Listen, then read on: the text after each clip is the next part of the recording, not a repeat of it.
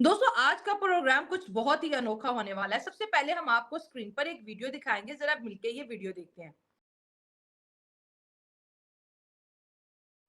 ज़बरदस्त। इस्लामिक आजाद university campus में ये दृश्य हुँ, हमें देखने को मिला था और लड़की हुँ, बिल्कुल आजाद और यौन करती हुई उबासियां लेती हुई वो टहल रही थी। और हुँ। जो स्टूडेंट थी वो तेहरान साइंस एंड रिसर्च की स्टूडेंट थी।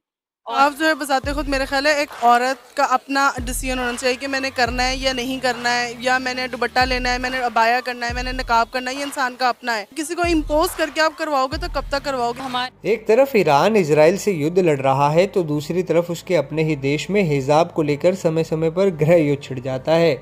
आज जिस हिसाब से हमारे भारत में कुछ महिलाएं निकलती हैं और उनके साथ कुछ लुंगी छाप मर्द निकलते हैं कि महिलाओं को हिजाब पहनना चाहिए। Who the hell are you? हुँ। आप होते कौन हैं हमें समझाने वाले कि हमें क्या करना चाहिए और क्या नहीं करना चाहिए?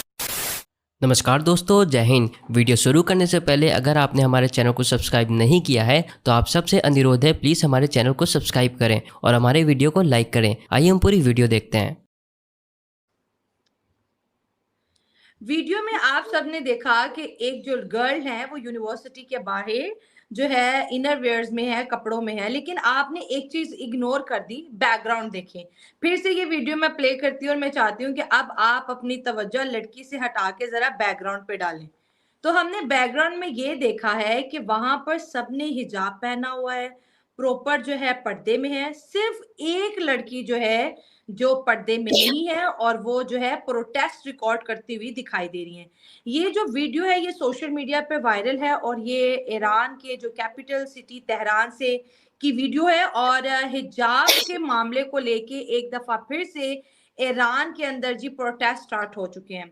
हमारे इतने इम्पोर्टेंट टॉपिक पर इनवाइट करने के लिए, क्योंकि जहां पर भी इस दुनिया में सिर्फ हम्म, पश्चिम बंगाल नहीं या भारत नहीं या दिल्ली नहीं, इस दुनिया में जहां पर भी हम्म, महिलाओं से रिलेटेड अगर कोई टॉपिक आता है तो मुझे आइडिया लग जाता है कि कई ऐसे देश हैं जो चाहेंगे कि नाजिया बैठे और इसको एक्सप्लेन करे।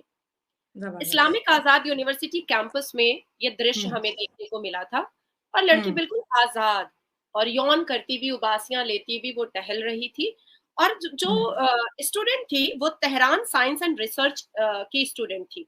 और हम्म, जिस हिसाब से उसने अपने बहुत काम, बहुत पोलाइट, बहुत साइलेंटली उसने अपने मैसेज को पूरी दुनिया को दिखाया है और पूरी हम्म, दुनिया को बताया है। उस बच्ची ने पिछले मतलब 15 मिनट के उस वॉक ने आज पूरी दुनिया को झिंझोड़ कर रख दिया है। हम्म, और पुरुषों को भी ये सोचने पर मजबूर कर दिया है कि क्या वाकई में क्या महिलाएं अपनी शर्तों पर नहीं जी सकती? क्या हम्म, अपने हिसाब से वो अपने कपड़े भी नहीं पहन सकती? देखिए, ये तो एक विरोध था, इसलिए उसने इनर गारमेंट्स पहने थे। सिर्फ एक हम्म, मैसेज देना था उसको कि हम जैसे चाहें वैसे रह सकते हैं। लेकिन आज जिस हिसाब से हमारे भारत में कुछ महिलाएं निकलती हैं और उनके साथ कुछ लुंगी छाप मर्द निकलते हैं कि महिलाओं को हिजाब पहनना चाहिए। Who the hell are you? Hmm, आप होते कौन हैं हमें समझाने वाले कि हमें क्या करना चाहिए और क्या नहीं करना चाहिए? आपने एक हम्म, टैगलाइन देने वाले आप होते कौन हैं कि हमने रेड लिपस्टिक लगाई तो हम बहुत आवारा हैं, हम ज़ोर से हँसे हैं तो हम बहुत-बहुत बदतमीज़ हैं, हमने ज़ोर से चिल्लाकर बात किया है तो हमें तो कोई तहज़ीब ही नहीं है, हमने हम्म, अगर थोड़े से वेस्टर्न आउटफिट्स पहन लिए हैं तो हमें तो तमद्दन से और शराफ़त से कोई राब्ता ही नहीं मिला है। आप हमारे बातचीत से, आप हमारे लिपस्टिक के रंग से, आप हमारे कपड़ों से हमारा कैरेक्टर असैसिनेशन नहीं कर सकते हैं। हम्म, उस बच्ची ने उसका पूरा का पूरा मतलब एक कंटेंट इस पूरी दुनिया के न्यूज़ चैनल्स को दे डाला। अब हम्म, आते हैं ईरान के बारे में जानते हैं कि क्या ईरान पहले से ही इतना कट्टर था? क्या हम्म, ईरान में पहले से ही गुड हिजाब और बैड हिजाब था? क्या हम्म, ईरान में पहले से ही औरतों को इतना ज़्यादा एड़ियों के नीचे कुचला गया था? तो अब हम्म, इसके इतिहास को खोलते हैं। ईरान जी। जो कई बार उजड़ा, फिर कई बार बसा। ईरान जिस पर कभी पारसियों का एक बहुत बड़ा हक हुआ करता था। ईरान हम्म, जो अब पिछले कई डेकेड से शिया कम्युनिटी के पकड़ में है और हम्म, हमेशा अपनी कट्टरता से, अपनी आतंकी सोच और विचारधारा से हमेशा चर्चे में रहता है। हम्म, ईरान जो पिछले कई डेकेड से शियाओं का गढ़ बना हुआ है और अपने ईरान जो कि शिया मुस्लिम देश ही हम कहेंगे, क्योंकि अब वहां हम्म। पर तो सुन्नी को रहने नहीं दिया जाता है। हाँ, एक चीज बहुत इंपॉर्टेंट है कि आखिर जब मुसलमान सिर्फ अल्लाह का कलाम पढ़ करके एक होते हैं और मुसलमान के लिए सिर्फ एक ही किताब है, वो है अल कुरान, तो आखिर ऐसी क्या वजह है कि अरब और ईरान कभी एक नहीं हो पाया? हम्म। हमेशा एक ऐसी जंग अरब और ईरान में रही जो किसी किसी के भी वजह से कन्फ्रंटेशन हो जाए, टेबल टॉक हो जाए, कभी भी वो दोस्ती में नहीं बदल पाई। ईरान और अरब को हम यूं देख सकते हैं मानो जैसे सांप और नेवला की लड़ाई। जैसे सांप और नेवला कभी एक साथ नहीं हो सकते हैं, उसी तरीके से अरब जो सुन्नी कम्युनिटी से भरा पड़ा है और ईरान जो शिया कम्युनिटी से भरा पड़ा है, दोनों कभी भी एक नहीं हो पाए, कभी नहीं। और मुझे ऐसा लगता है कि हम 1950 में जाएं, 1936 में जाएं और उसके बाद फिर 2024 में आए, तो आज भी वहीं का वहीं ईरान पड़ा हुआ नजर आता है, सुन्नी और शिया वाला।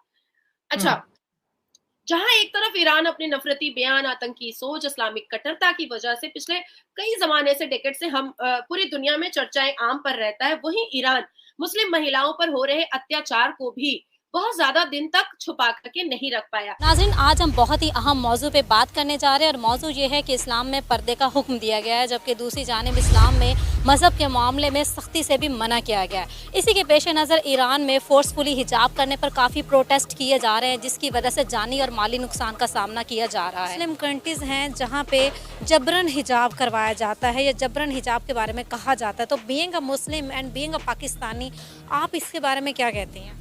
वैसे तो देखिए, हिजाब लेना बहुत अच्छी बात है, और अगर किसी ने लिया हुआ था, गलती से उतर गया है, तो उसके साथ जो तरीका कार उन्होंने किया है वो बिल्कुल गलत है, इस तरह से नहीं होना चाहिए था।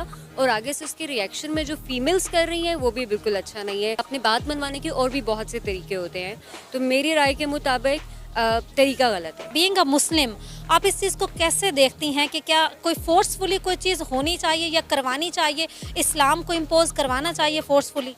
देखिए, हर एक का अल्लाह ताला के साथ डिफरेंट तरीके से कनेक्शन होता है। ज़रूरी नहीं है कि सिर पे हिजाब लेके भी आपका कनेक्शन हो। आपका कनेक्शन लेने के और भी अल्लाह ताला के साथ बहुत से तरीके हैं। मेरे ख्याल में जो उन्होंने किया है वो गलत है।